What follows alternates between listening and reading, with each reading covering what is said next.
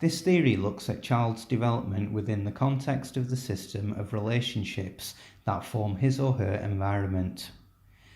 Bronfenbrenner's 1990 theory defines complex layers of environment, each having an effect on the child's development.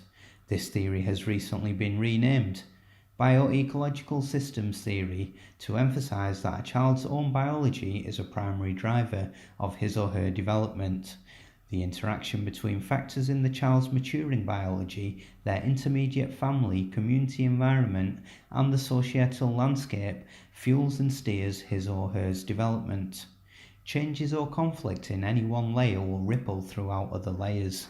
To study a child's development, we must look not only at the child and their immediate environment, but also at the interaction of the larger environment as well. The microsystem. This is a layer closest to the child and contains the structures which the child has direct contact.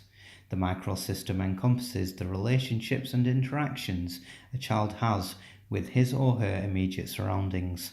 Structures in the microsystem include family, school, neighbourhood, or childcare environments. For example, let's take a look at Kenyan runners and the influence of their environment using Bronfenbrenner's microsystem theory. At this stage, I looked at a research paper called Demographic Characteristics of Elite Kenyan Endurance Runners. This was published by Onyewere et al. 2006. The aim of this study was to compare the demographic characteristics of elite Kenyan runners with those of general Kenyan population. Research was conducted which fit into Bronfenbrenner's microsystem theory. A key aspect of the research paper was to determine the distance travelled to school by national and international runners and non-runners when they were children.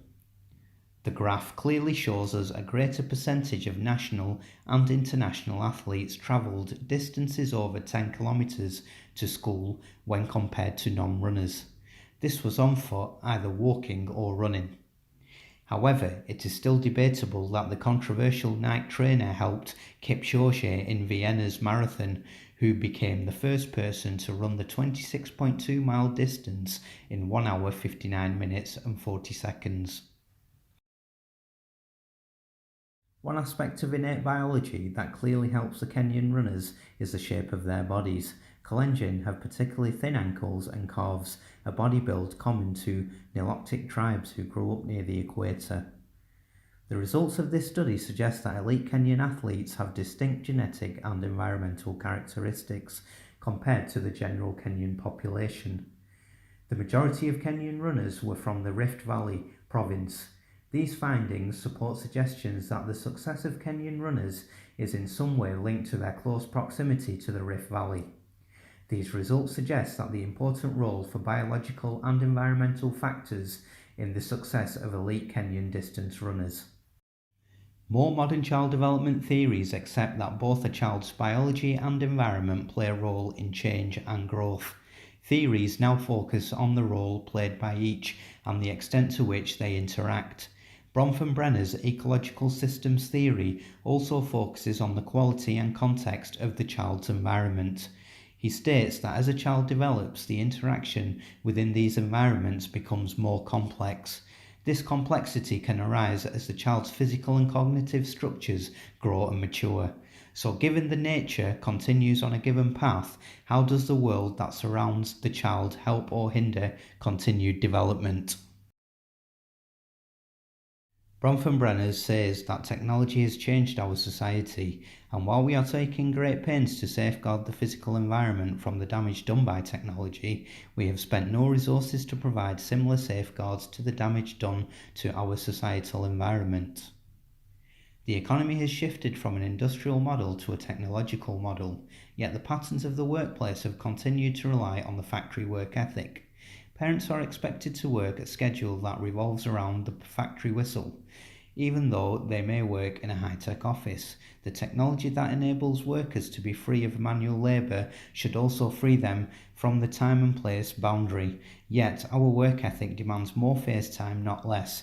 As women entered the workforce, they too were subject to the same demands.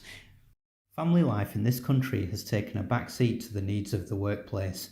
Interestingly, the current global coronavirus pandemic has resulted in a dramatic shift away from physical presence at work to working from home. It will be interesting to see whether this change in working pattern will last after the pandemic settles and helps us realise that we can use technology to rebalance our life away from work. This drives the central debate back to nature versus nurture. Bronfenbrenner's bioecological systems theory, as well as Engel's biopsychosocial model. Both these models outline the importance of specific factors which contribute towards human development, leading towards sporting success. However, to help drive the sporting success, I have reached the conclusion that even if you have sprung from the sporting gene pool and are in the perfect environment, none of this will be worthwhile or achievable without hard work and a good support network. Success in sport, or indeed any other field, is a result of a complex interplay of factors described by both Bronfenbrenner and Engel in their respective models. Children developing within a sporting environment still require nurturing correctly from a young age. The influence and time spent with your parents will be critical. Schools and teachers should work to support the primary relationship and to create an environment that welcomes and nurtures families. The recent coronavirus outbreak has already hugely disrupted the sporting world, with all major and non-major sporting events currently being cancelled. The spread of the virus could further affect talent identification and talent development processes. For example, further spread of the virus into the African countries such as Kenya, which are less well prepared to cope with the pandemic. Due to a lack of resources and infrastructure compared to European and North American countries, will result in greater morbidity and mortality in these nations. Individuals who are currently training to become elite sportsmen, not only in Africa but around the world, at this stage will have had to either stop training or change the way they are training, and also are at risk of being infected. Globally, the impact of the virus has already been huge. Time will tell how it will impact future sports development and performance of athletes at all levels.